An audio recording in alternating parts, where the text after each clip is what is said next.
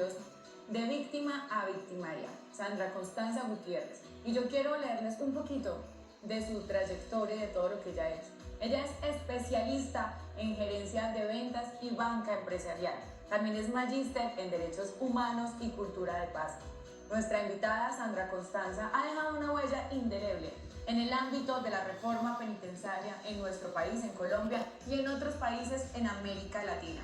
Ella, con colaboración con su esposo Diego Velasco y su socio Ricardo de la Parra, lideró el innovador proyecto de eliminación de dinero en efectivo en los penales colombianos. Que ha sido un paso crítico hacia la modernización y la seguridad en el sistema carcelario. También es conferencista, inspiradora y es asesora experta en todos estos proyectos educativos carcelarios. Sandra, qué placer tenerte hoy acá. Bienvenida a San Luis. Muchas gracias por la invitación. Bueno, Sandra, hablemos un poco. Cuéntanos cómo empieza esta necesidad de querer contar también todo lo que viven estas mujeres que están detrás de las redes. Bueno, nosotros a través de la empresa privada presentamos una iniciativa al Estado peruano donde bloqueábamos la señal de los celulares dentro de los penales y dejando una posibilidad para evitar la extorsión y para evitar, las mafias que se generan a través de la venta de celulares y de minutos dentro de los penales. Cuando nosotros logramos sacar el contrato en el Perú adelante, nuestros clientes se nos volvieron los privados de la libertad porque son ellos los que se comunican a través de los teléfonos públicos seguros. Son teléfonos públicos seguros donde pues no pueden llamar a extorsionar y pues ellos tienen derecho a comunicarse porque la comunicación es un derecho que no se pierde cuando se pierde la libertad. No vamos a tener celulares porque está bloqueada la señal, pero sí tenemos teléfonos públicos. A través de los teléfonos públicos la empresa se dio cuenta que podíamos hacer un montón de cosas para ellos, como líneas de call center de apoyo psicológico, de primeros auxilios psicológicos, líneas de mensajes de esperanza, y nos dimos cuenta que es una población vulnerable que tiene muchísimas dificultades y empezamos a crear un programa social que se llama Libertad en mi prisión. Libertad en mi prisión funciona en 33 penales del Perú y en un penal en Colombia ahorita, que es el penal de Jamundí. Libertad en mi prisión es un programa social que tiene como propósito reinsertar y apoyar y acompañar a los privados de la libertad en su proceso de pérdida de libertad y de reinserción a la sociedad. Tú mencionas aquí algo muy bonito y es que tú partes y haces parte de este programa porque tienes la firme convicción de que todas las personas merecemos una segunda oportunidad. Así es, todas las personas nos equivocamos. Para entrar a los penales no se necesita sino estar libre. O sea, cualquier persona puede pasar por una dificultad de pérdida de libertad.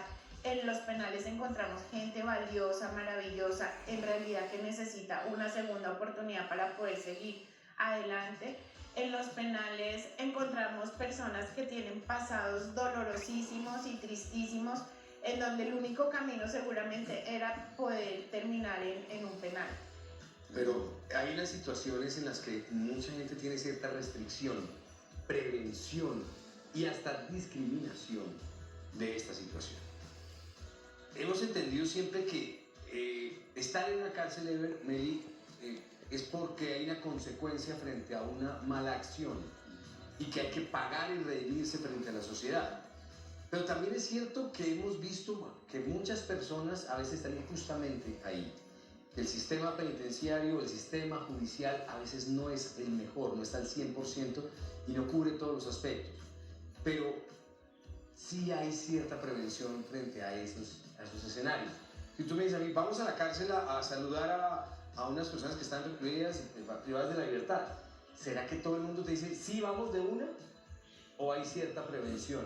Yo creo, Weber, que aquí el tema es un poco más de conciencia social, pero también será de perdón, será de darle esa segunda oportunidad a quienes tampoco conocemos, no nos han hecho un daño, pero sí sentimos que han lesionado a alguna persona o algún sentimiento. Claro, Rodri, mira qué interesante y Sandra, espectacular ese enfoque que ustedes tienen, porque hay una estadística que determina que el 65% de las personas que están privadas de la libertad tenían buenas intenciones, pero tomaron malas decisiones y terminaron en el lugar incorrecto, con la relación incorrecta o con la emoción incorrecta, que lo llevó a tomar una mala decisión o un impulso equivocado. Y cuando tú te sientas a hablar con una persona privada de la libertad, en el 65% de los casos te dice, no sé qué me pasó, no era mi intención, no sé por qué lo hice. Y ahí es donde se establece ese fundamento de resocialización que tanto necesita esta población. Sí, así es. En general en Latinoamérica y en el mundo, yo creo, creemos que los problemas sociales o los problemas y las dificultades se eliminan metiendo a la gente a la cárcel. Y así no es. Yo pienso que este es un problema, como tú dijiste, social. Nosotros creamos delincuentes y luego los encerramos, ¿sí? En la cárcel hay muchas personas con toda la falta de apoyo, como dije antes, con unos pasados de abusos, de agresiones, de violencia, en donde no estuvo nadie apoyando, en donde no estuvo nadie acompañando y terminan en un penal. Y la solución no es esa, ¿sí? Ellos necesitan una segunda oportunidad, ellos necesitan que volvamos a creer y a confiar en que sí se puede cambiar, porque yo he visto que se puede cambiar. Y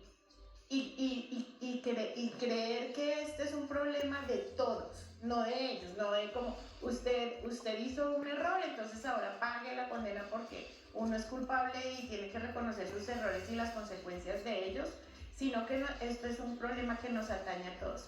Y lo que decía Rodrigo, la gente no quiere ir a los penales.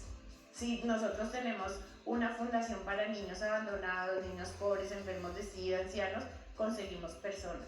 Pero vamos a los penales a sonreír, a abrazar, a dar esperanza, a decirles que si es posible cambiar, es muy difícil conseguir. Claro que sí, pero sabes que mucha de la restricción que hay, Meli, para ingresar a los penales, porque también trabajamos mucho ese enfoque, son los procesos para ingresar a la institución penitenciaria.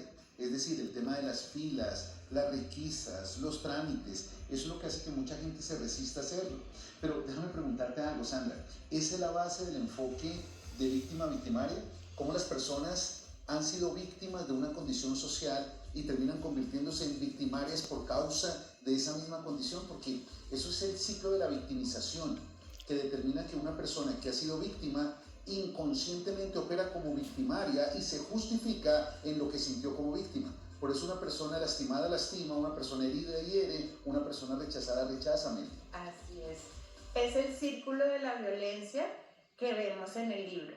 El libro tiene 4 historias hermosísimas de 4 mujeres, 2 condenadas a cadena perpetua en el Perú por conflicto armado y 2 de las FARC en Colombia, en donde se muestra cómo fue su niñez, cómo crecieron, en qué entorno vivieron, cómo terminaron tomando la decisión de las armas y ahora cómo están en la cárcel, vuelven a ser víctimas del sistema penitenciario y el círculo se vuelve y se repite. Wow. Entonces, primero somos víctimas, luego nos volvemos victimarios y luego volvemos a ser víctimas.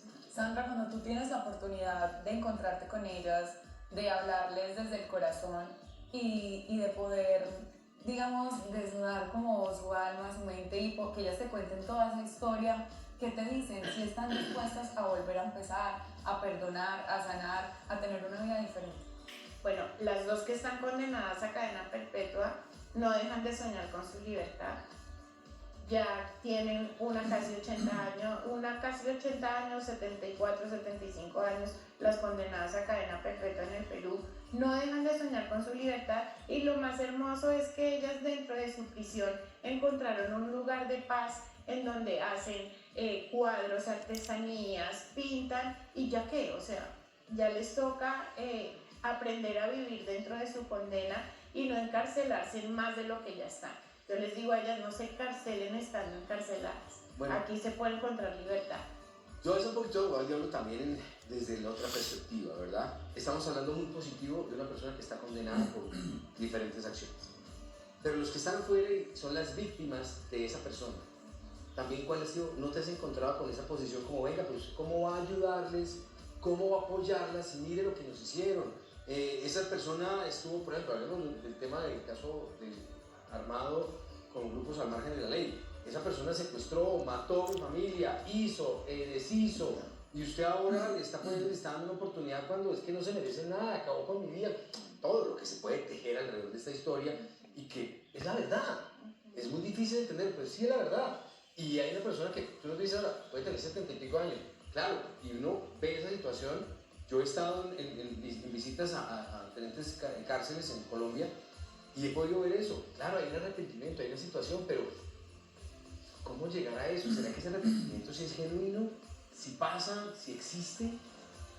Mira, yo todo el tiempo me encuentro con personas que piensan como tú, que dicen lo que tú No estás es una diciendo. cosa mía, te estoy dando como una generalidad para que Exacto. entendamos las ambas posiciones. Sí, o sea, de esa posición es todo el tiempo, o sea, como ellos están cumpliendo una pena por algo que hicieron Sí. a la sociedad. Ok. Yo considero, trabajando en penales por tantos años, que hay personas que no deben salir en libertad porque nos hacen daño a la sociedad. Pero lo que a mí me interesa es estudiar por qué razón tomaron esas decisiones que los llevan a hacer daño a la sociedad y luego a estar privados de la libertad. Cuando tú estudias eso, te das cuenta que hay una cantidad de sufrimiento en las personas que son victimarias. O sea, tú ya dejas de ver el delito, sino empiezas a ver el corazón de la persona. Ya no lo ves como ese adulto que está condenado, sino como ese niño que no tuvo a nadie y que nadie lo protegió y que estuvo solo y que la vida lo llevó a ser un delincuente. Ya no lo ves como un grupo, sino como un corazón que necesita restauración. Cuando tú piensas así, no ves el grande, sino el niño que sufrió, el niño abandonado, pues ya digamos que el esquema cambia. Exactamente, pero mira qué interesante tu planteamiento, Sandra, y el tuyo, Rodrigo, porque es lo que realmente todos nosotros identificamos y establecemos. El entender la causa del victimario nos permite ser compasivos y dar una puerta de oportunidad, pero eso no lo exime de la responsabilidad. Así Es decir, por ejemplo, un padre que golpea o lastima, del trasfondo fue un niño que vio a su padre golpear y lastimar, pero eso no lo exime de la responsabilidad de lastimar a su familia, pero sí nos permite a nosotros abrir un marco de oportunidad, pero la oportunidad para traer libertad, Rodrigo, no está en un proceso simplemente social, sino en un cambio de mentalidad, porque hay personas que están encarceladas y no están en la cárcel. Eso es cierto. Así es. Muy cierto. Siento yo que es un tema bien difícil, bien complejo. Ambas posiciones son demasiado válidas. Claro. Tratar de entender lo que viven estas personas estando en la cárcel después de tantos años. La pregunta que yo te hacía es porque a veces cuestionamos a las personas no que están dentro de las cárceles, sino a las personas que tenemos cerca y les decimos, te voy a poner un ejemplo muy claro, en el amor. La persona que se equivoca una vez, nosotros decimos, no, eso se va a volver a equivocar, se equivoca dos, se equivoca tres, el que te la hace una, te la repite 1000 veces. Entonces siento que solemos pensar así para muchas cosas, no solamente para estos temas, digamos, de lo que viven las personas que están dentro de la cárcel. Pero me gusta mucho todo el planteamiento que tú haces y más allá, ese poder de ayuda, de decir como también un mensaje de Dios y de paz y de esperanza a esas personas que quizás ven perdido su tiempo, sus días y que no encuentran otra salida. Para las personas, Sandra, que quieran conocer un poco más, que se quieran leer tu libro, ¿dónde lo pueden encontrar? ¿Cómo te pueden encontrar aquí en redes sociales? Estamos en la página Libertad en mi prisión, www.libertadenmiprisión.org. Estamos en Instagram y como Libertad en mi prisión y como Sandra Guticol. Y estamos vendiendo el libro en la página web y también vamos a venderlo en una librería aquí en Bogotá, pero después ya les damos esa información. Y me encanta esa frase, libertad en mi prisión, y siento que va para todo. Para todo lo que vivimos nosotros a diario, para el amor, para el trabajo, tantas veces que nos sentimos encarcelados estando totalmente libres. Qué bonita frase, y en verdad, Sandra, mil gracias por contarnos a través de este libro 4 historias tan maravillosas de personas y de mujeres que en este momento están viviendo una historia que no es para nada fácil.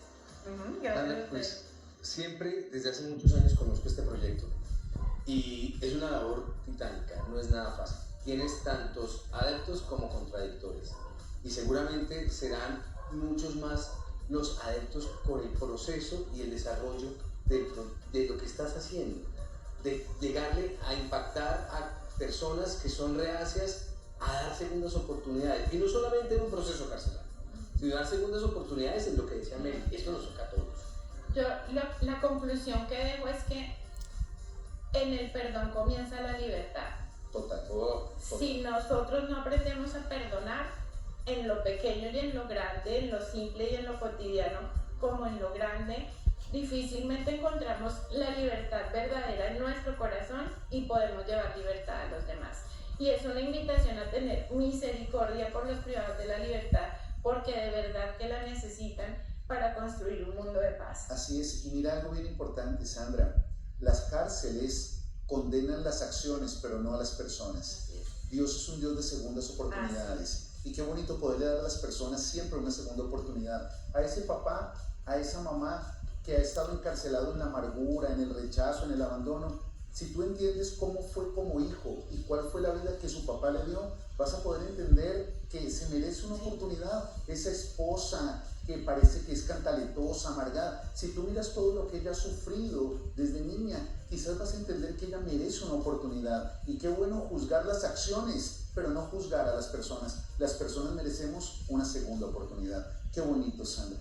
Bueno, y ya los invito a que compren nuestro libro, a que lo lean, a que vean nuestras obras de arte. Yo tengo muchas obras de arte pintadas por personas privadas de la libertad, murales, cuadros que van a encontrar en nuestra página web y en nuestras redes sociales para que sigan apoyando esta labor.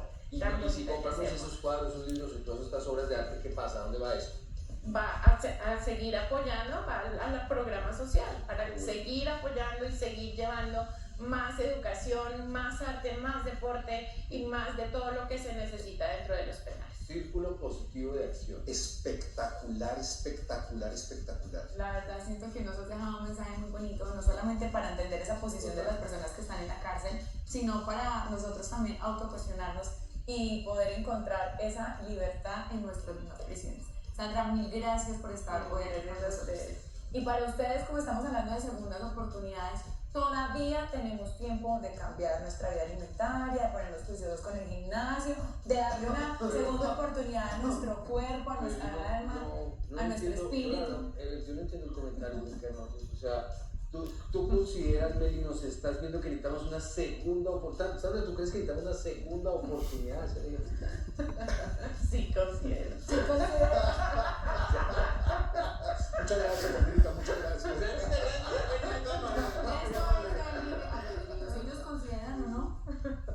Pero si usted sí quiere darse una segunda oportunidad, quiere cambiar de pronto todos esos hábitos alimenticios y le gusta también hacer deporte, quiere empezarlo en este año nuevo, le tenemos esta nota de Atlético, nuestra querida Joana Díaz.